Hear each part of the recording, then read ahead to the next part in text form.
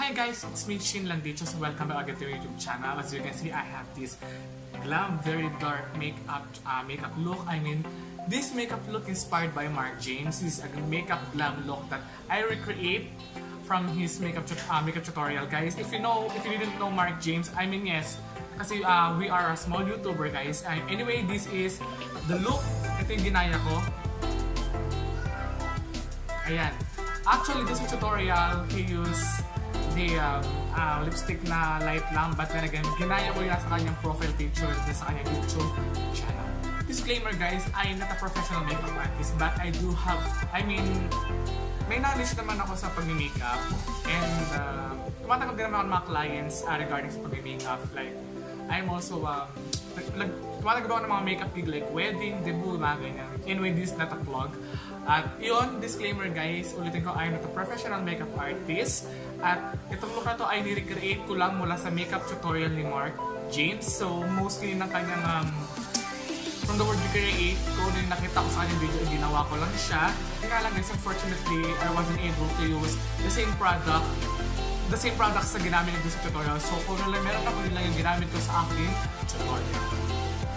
So yeah guys, so without further ado, play my intro.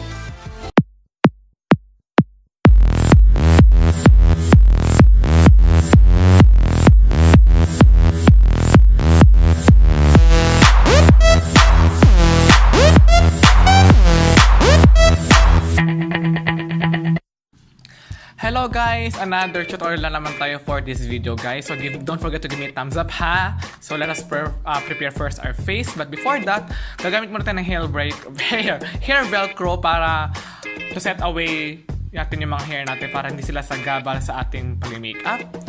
So let us start first from the Phytoflex Moisturizer. Guys, I really love moisturizing my face before ako maglagay talaga ng foundation or any product kasi mas kumakapit. Next is from L.A Girl Pro Prep High Definition Primer. So, i-focus ko to sa aking T-zone at kung saan ako maraming pores or where do I get usually sa kung saan ako nag-oil. For my base, I'm going to use a Maybelline Satin Skin Foundation and I'm in the shade B2. So, before ko siya i-blend with the use of sponge, gagamitin ko muna yung brush na dense para less product yung na-absorb. Then followed by the sponge, of course. From Instant Age Rewind Eraser Dark Circle Concealer, I'm in the shade medium. For this concealer, I'd rather to use my finger than sponge kasi mas yung pressure niya siguro, I think for me, nakakatulong na mas kumapit sa aking balat yung concealer rather than using sponge or brush. Kasi pag talagang when I use different kinds of tools, nakikikit talaga sa akin yung concealer. So yan. Then don't forget your nose and your T-zone. Then to set the concealer, I'm going to use a Nichido Final Powder and I'm the shade Creamy Glow with the use of damp sponge again from Real Techniques.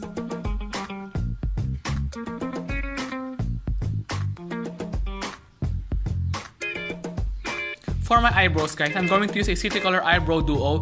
This is a cake or a eyebrow product. So, wini-wet muna siya as usual or two-way cake siya, pwede siyang dry or pwede siyang wet. But in my case, I prefer to wet kasi oily ako. Tsaka mas long-lasting yung product sa akin kapag wet yung ginagamit ko or wet yung application ko. So, sa case kasi namin ni Marc James, guys, blessed kami sa kilay. So, more on feeling lang kami tsaka more on shaping lang. To get the perfect transition of your eyebrows, gagamit tayo ng pressed powder here. If I'm not mistaken, this is a EB Advanced Matte pressed powder. I'm in the shade Oriental. So, focus ko siya sa inner part ng aking kilay to remove or to lessen up the dense of yung hard edges ng aking kilay. Balik tayo sa Instant Age Rewind Concealer. Yung natira ko na sa kamay, yun lang din ang ilalagay ko sa aking kilay para mas mabigay pa natin yung full force edge ng inyong kilay. At syempre para malinis na rin yung mga excess. So iset na lang natin to using the Eyebrow Artist from the Loreal Paris. Ito yung ginagamit ko usually kapag gusto ko magstay in na yung eyebrow sa kanyang place.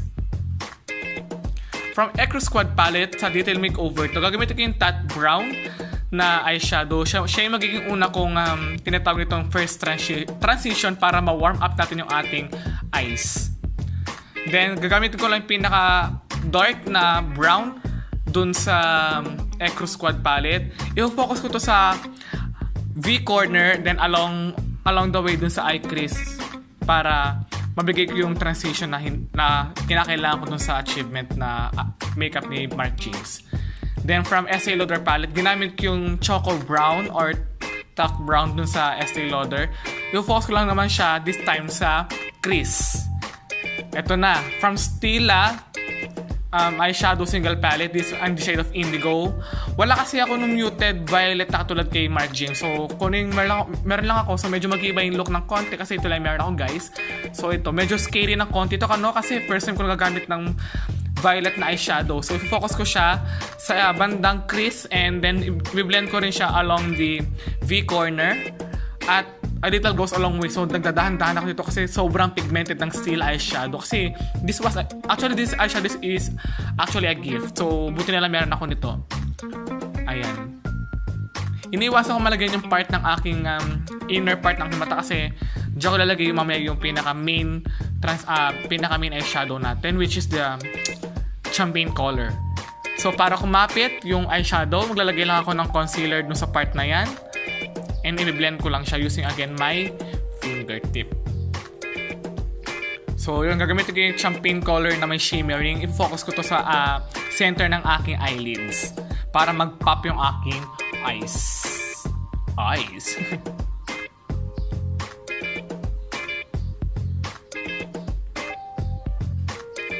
Next, gamit lang tayo ng malinis sa brush. I-blend out na natin lahat ng mga dapat i-blend para yun. Guys, take time sa pag-blend na eyeshadow kasi blend is a key para mas mukhang magandang presentable ang inyong eye makeup. So, kung paano naging transition kayo na sa mata, ganun din sa baba. Pero usually, ang ginagawa ko nito is unang transition ko yung Tat Brown. Tapos gamit lang ako ng dark na brown na eyeshadow sa Ecru Squad. Next is I'm going to use a Bobbie Cosmetics eyeliners for my tight lighting. And then, off-cam ako naglagay ng false eyelashes at nag-liquid eyeliner. From Maybelline Hyper Curl yan. Magmamaskara lang tayo, of course. And, guys, don't forget your lower lash line. So, sa Nacray na eyeshadow na shimmering na white, ilalagay ko lang sa inner teardrop ng aking eyes, but also don't forget your eyebrow. Doon may part na ilan ng eyebrow ba yan? I forgot kung tawag doon. Then using the Intuit eyebrow, gagamitin ko yung darkest shade na para for my nose contouring. Then gamit tayo ng dense brush to blend it out your nose contour.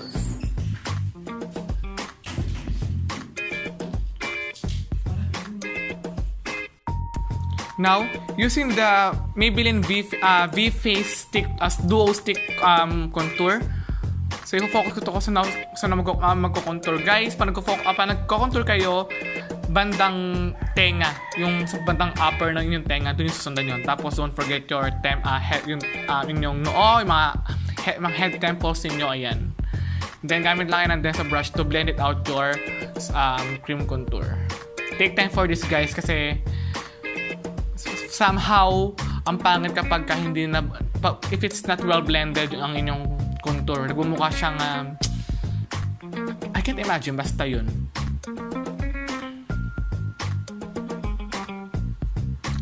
From City Color Contour Effects, gagamitin ko lang yung bronze lang. Imamild ko lang yung contour ko. So, ito yung magiging powder ko para ma-set ko yung cream contour na pinang contour natin sa aking face.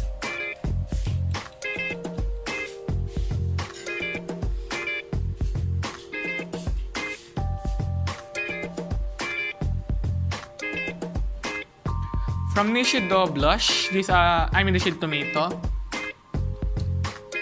2 fingers away from your nose ang inyong paglalagay ng blush. So, guys, as much as possible, settle lang dapat ang inyong blush para hindi makuha yung attention sa inyong eye look. Then, use your prefer any highlight or highlighter from your cheekbone to your head temple. But of course, syempre sa inyong nose or sa inyong T-zone. And of course, don't forget your Cupid bow. For my lips, I'm going to use a L.A Girl Matte liquid lipstick. Ayan, any dark na medyo reddish or maroon will do as long as dark yung gagamitin ninyo. Wala kasi akong exact lipstick na ginamit ng Marc James, so ito lang kasi yung darkest na meron ako sa aking collection. Kasi I'm not a fan of lipstick and hindi ako nag-invest sa lipsticks.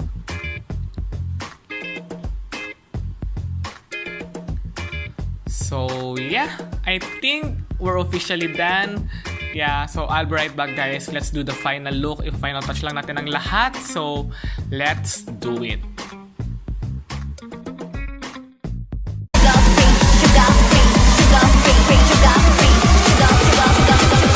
Sugar free, sugar free.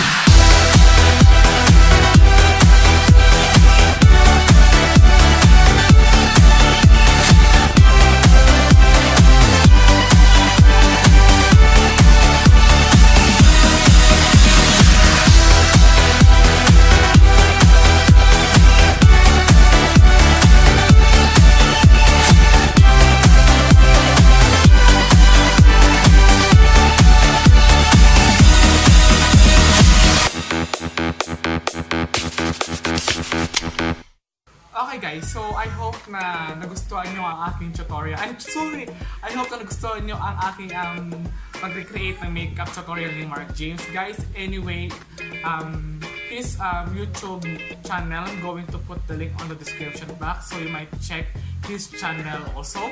And yeah, so check nyo din yung kanyang video na ginamit yung mga favorite kong makeup product dun sa gagawin tutorial.